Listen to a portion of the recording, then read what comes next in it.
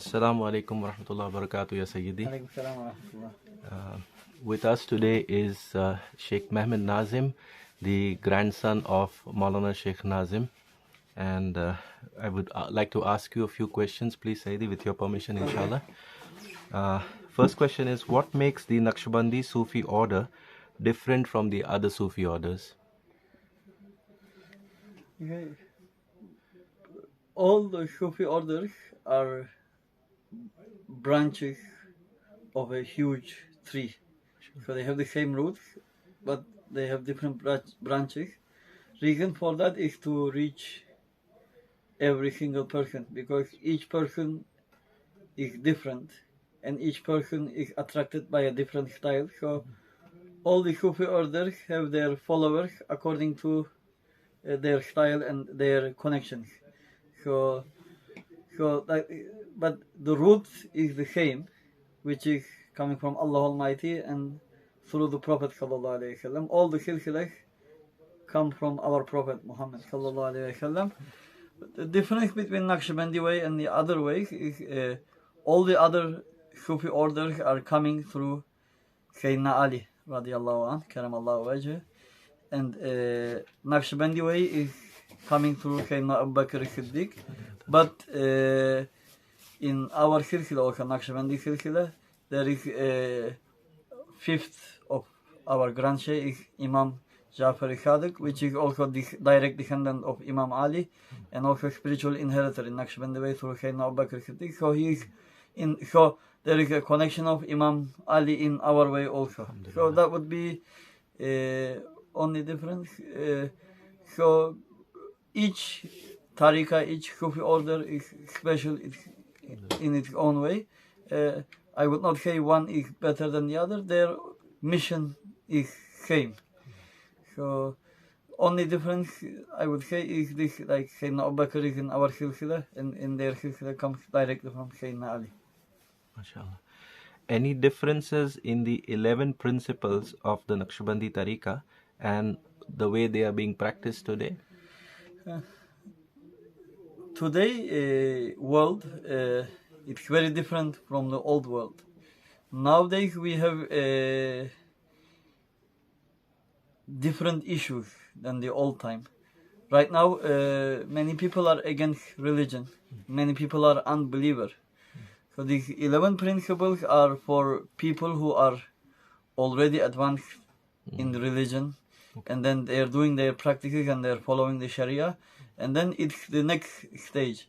But right now what we are trying to do in our countries, in Europe, in other places, most of the young people are not interested in Islam.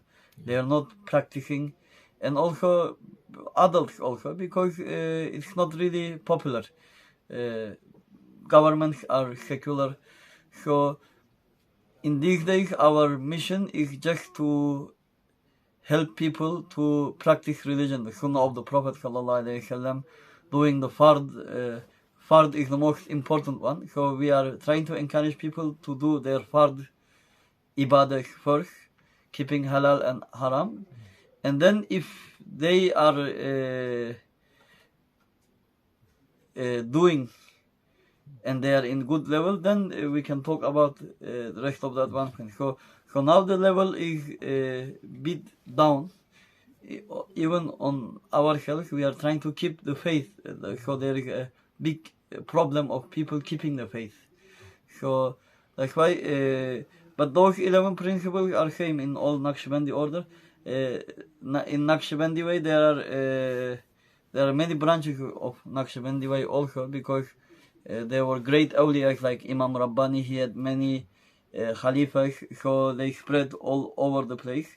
Also, like in our silsila, Maulana Khalid al-Baghdadi, he had many also disciples which spread Naqshbandi way in different countries. But all these branches follow the same principles. So in our way also there is, but only thing like I say, in these days we are trying to bring people to Islam, and the Muslims who are not practicing, we are trying to teach them their religion and teach them the fard and the faith and the main foundation of Islam. So this is more our mission these days than the what they say, the 11 principles.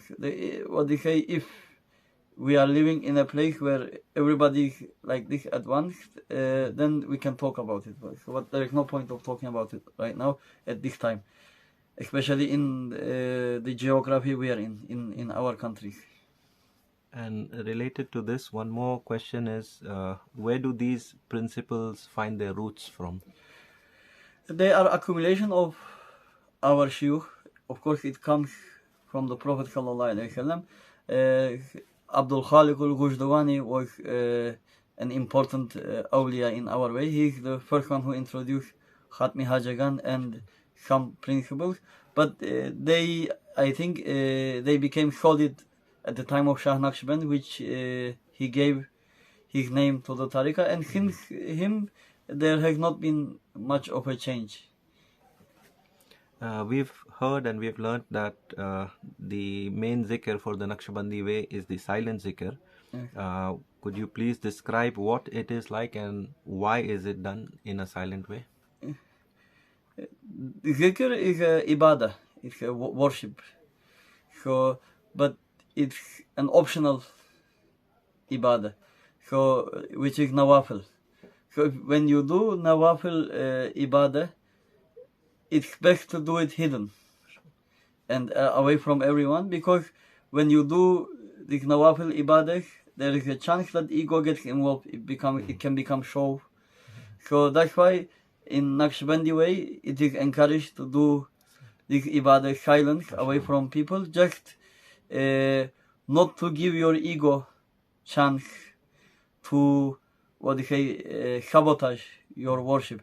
So when you are alone and when it is silent, it's just between you and Allah Almighty.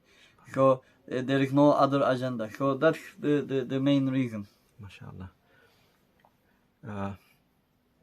Another question related to the silent zikr is, how does the silent zikr benefit your closeness to Allah, and how do you feel while practicing it? Each person have a different feeling and different experience. But like I say, when you are by yourself and you concentrate on your heart, because the silent zikr comes from the heart.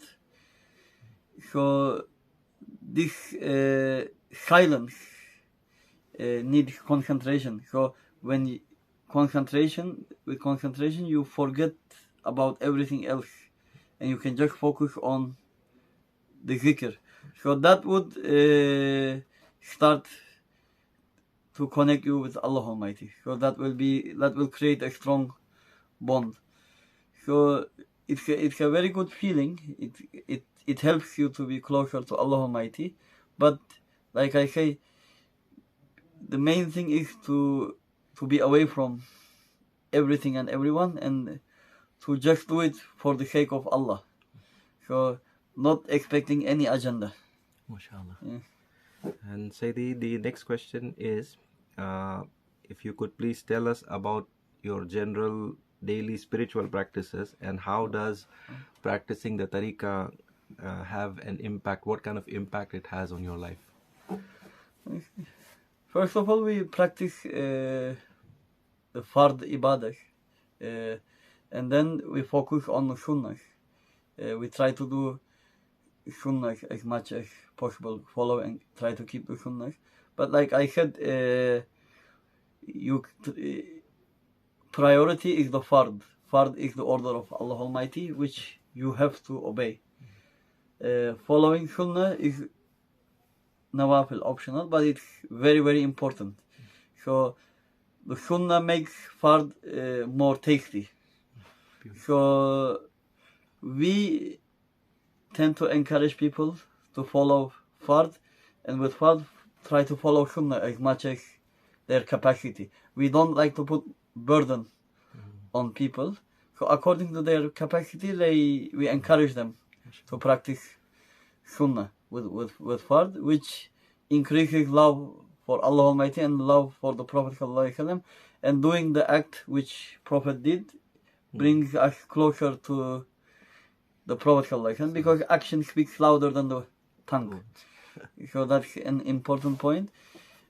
So apart from doing the fard and the sunnah, we have daily zikr which we practice. First of all, it puts life in discipline, and it gives you more chance, more time to spend with Allah Almighty. Because right now, as you know, there are many distractions, the mobile phones, social media, and you can easily get drifted away by them. But having to do these spiritual practices somehow keeps you a little bit more away from. I don't think anybody can be away from these things these days. Somehow everybody's connected and hooked to them.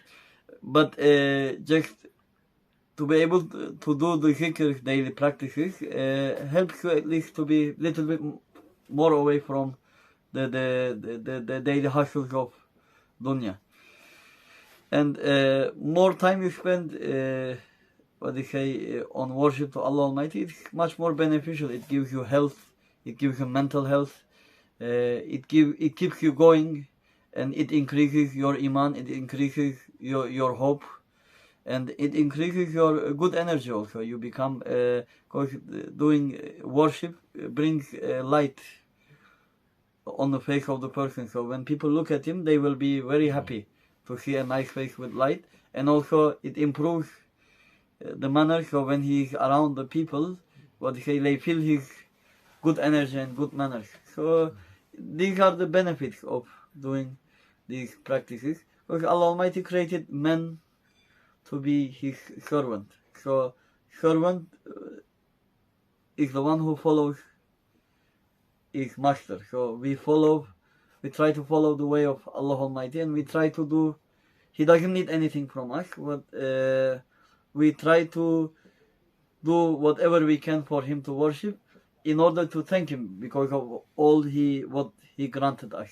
He's not in need of anything from us, he's not depending on us, but he's so generous, he's giving us everything and more than what we deserve. So when we get more than what we deserve, at least what we can do, we can be thankful to him. MashaAllah.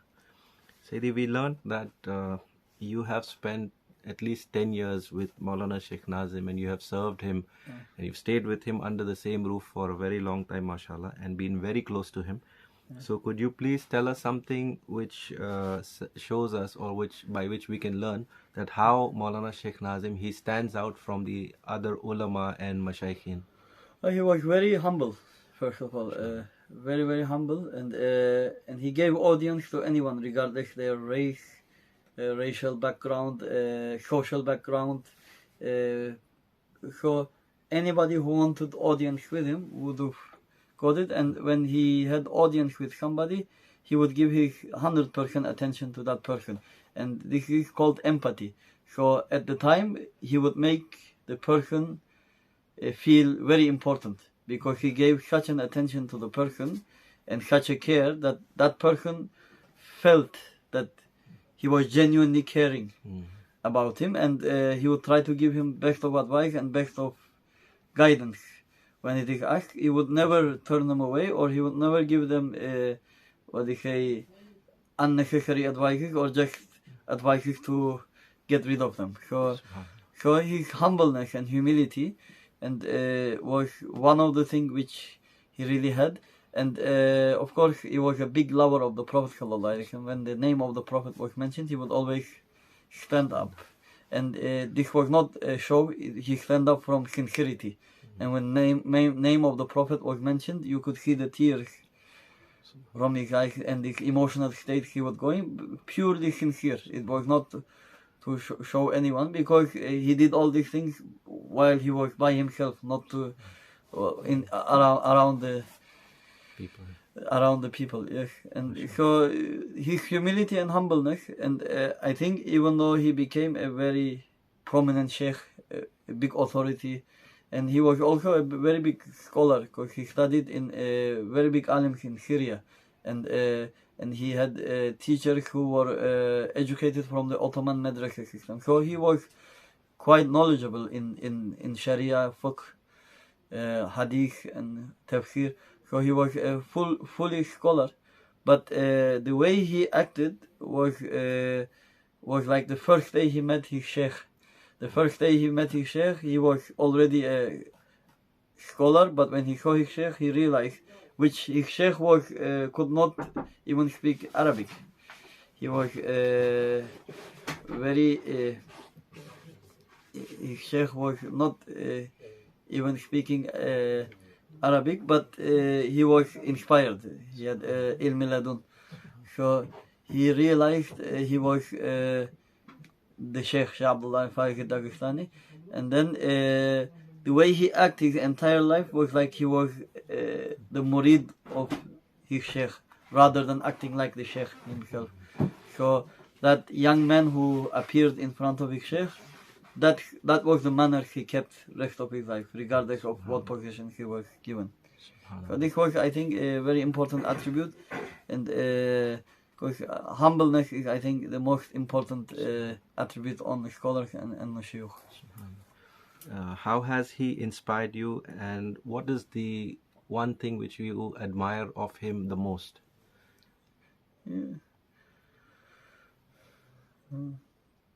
His inspiration for all his murid and all he, whoever who knew him, positive inspiration. So he inspired me to be on this path and try to serve the people. So if it was not for his inspiration, I would not have choose to serve this path. Because of his inspiration, I don't consider myself serving the path, because path is too great for me to be served. So I am trying to serve, but it is through his inspiration. And what was the other question? What is the one thing which you admire of him most? His humility, his humbleness, and also his connection with the people. With each person, he could go down to their level and have conversation. And when people came to him because of his status as the sheikh, they were really fearful or shy, or so in 1 minute he will make them feel calm, and he will make them feel like he's part of their family, and then he would be able to open them to ask any question they were willing to ask. So this was I admire this very much. Maulana Sheikh Nazim has traveled a lot, Yes. and we've seen the Naqshbandi Tariqa growing globally. So how do you see the impact on the global spread of Naqshbandi Tariqa through his travels? What is your say on that? Before his Sheikh passed away, Shaykh Abdullah Dagestani, he ordered Maulana Sheikh Nazim that you will be going to the Western countries and to spread the way of Naqshbandi way to the non-Muslims. And he said, after I pass on, there would be sign that you will go there. So when his Sheikh passed away, after a few years, one wealthy Arab man, he needed a medical treatment in England. He could not speak English, so he brought Maulana Sheikh Nazim as a translator. As his Sheikh predicted, a door opened for him to go to England. And from that day onward, for the next 30 years, he would go to Europe, especially England, in Ramadan time, and then after that he would travel the whole Europe, and through this opening of London, England, he went to USA, and then he started going to the Far East. So he started spreading the way like this, and then through there also it spread to South America, and these people are still they took his mission and they are spreading the way in their countries. So I think as the time passes, it will spread more, because people are looking for Haqq. And what Maulana Sheikh Nazim was preaching was Haqq and the love of the Prophet ﷺ and following the orders of Allah Almighty. There is always people looking for this. So through his travels, this has been spread and it's still spreading. And his Khalifa Shaykh Muhammad also is continuing the same thing. He's also traveling and spreading the word and trying to preach what Mawlana Shaykh Nazim was preaching. So, Alhamdulillah, we are seeing good results. And inshallah, more people get benefit from his teachings. Ameen. Last question, Sayyidi, is nowadays the Naqshbandi Tariqa is very popular on the internet, Yeah. on WhatsApp, Instagram, Facebook, Yeah. etc., YouTube. Yeah. So, do you think this is good, or what's your view on it? Yeah, many people are on social media these days, so it's good to be there. But I think I see social media as a whole. So if people started looking for these things in social media, they'll find it. But spending too much time in social media, I don't think it's very good. Even if you look at good things, maybe one small bad thing comes because they always pump here and there, and you can get distracted. So I would advise people to limit their social media use. But it's good, so many, like, it's a platform where things are spreading these days, so it's a positive thing that Naqshbandi way, the teachings and the talk of the Shuyukh are there. And I think not only our Naqshbandi way, many of the other ways there, they have social media presence. But I think Mawlana Shaykh Nazim had a lot of talk about the end of times and a lot of predictions which came to be correct. So that's why I think many of his speeches became popular, because people like these predictions, and people also, because we are living at a time where Muslims are getting oppressed, and we don't have, our governments don't have power to stand up against the others. So we are suppressed. So all of us, we want to have hope that there will be savior. Imam Mahdi and Isa alayhi salam would appear. So this topic of end of times and appearance of Mahdi and Day of Judgment is a topic interest for many people, because they want to have hope. So Mawlana Shaykh Nazim had many talks about these subjects, so that's why his speeches are somehow popular on social media. But like I say, I think it's good to be there on that platform. But my advice is not to use it too much, just to limit the usage of social media. Yes. And any advice for the viewers? Yeah, my salam to them. May Allah bless them. Ameen. Let them be thankful servants of Allah Almighty, the one who makes shukr, and also they should also always ask forgiveness from Allah Almighty. Like the two things you ask from Allah Almighty. First of all, you make shukr for whatever He granted for us, because there are always people who are worse situation than you are. And also always ask forgiveness, because we keep making mistakes. Okay. Thank you, Sayyidi. Thank you for your time, Okay. and Yeah. inshallah, thank you for everything. Yeah. Assalamu alaikum.